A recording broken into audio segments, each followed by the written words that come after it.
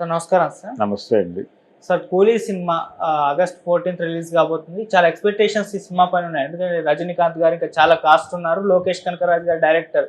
ఆయన డైరెక్షన్కి మంచి fan base కూడా ఉంది. అయితే ఇప్పుడు ఈ సినిమాకి సంబంధించి ఒక న్యూస్ చక్కర్లు కొడుతుంది సార్. అదేంటంటే ఈ సినిమాకి సంబంధించి టీజర్ కానివ్వండి, ట్రైలర్ కానివ్వండి, ఇవేమీ కూడా రిలీజ్ చేయకుండా డైరెక్ట్గా సినిమాని థియేటర్లోకి రాబోతున్నట్టుగా తెలుస్తుంది.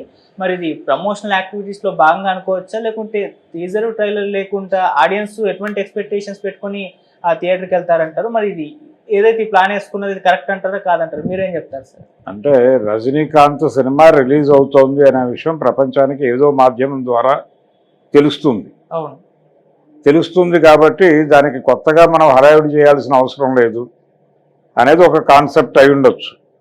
రెండోది, జనాలు కొత్తగా ఫీల్ అవుతారు. ట్రైలరు వెయ్యరట, వీళ్ళు ఏమీ వెయ్యరట, నేరుగా సినిమా చూడమంటున్నారు అంటే డైరెక్టర్ కాన్ఫిడెన్స్ ఏంటో చూద్దాం అని థియేటర్కి వెళ్తారు జనాలు అనేది ఒక నమ్మకం కావచ్చు.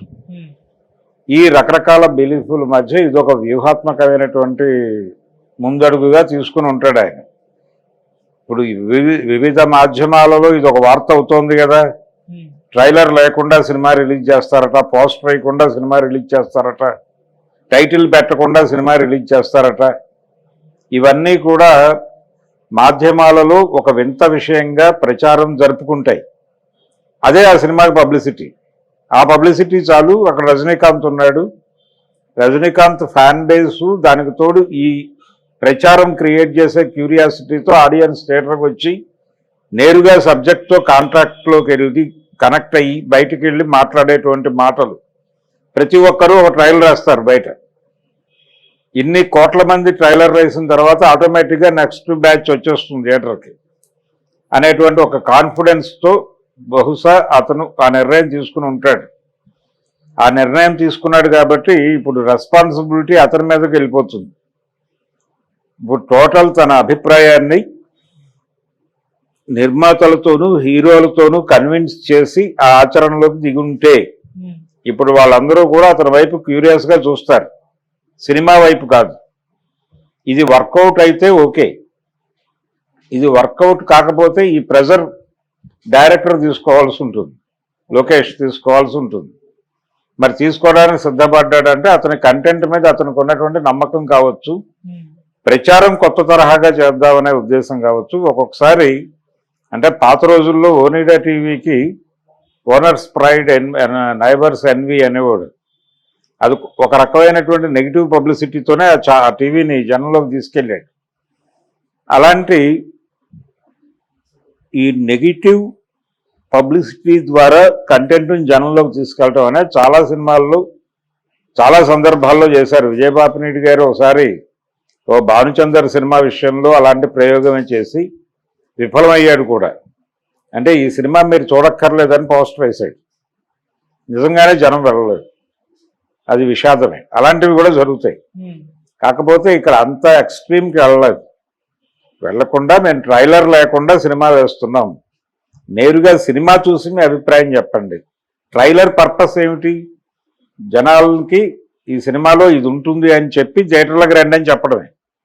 ఇప్పుడు మేము ఇలాంటి ఇన్విటేషన్ ఇవ్వట్లేదు, ఇదే ఇన్విటేషన్గా భావించి మీరు స్ట్రైట్గా సినిమా చూసి మాట్లాడండి, మీరే ట్రైలర్ వేయండి బయటికి వెళ్ళి అని చెప్తున్నాడు ఆయన.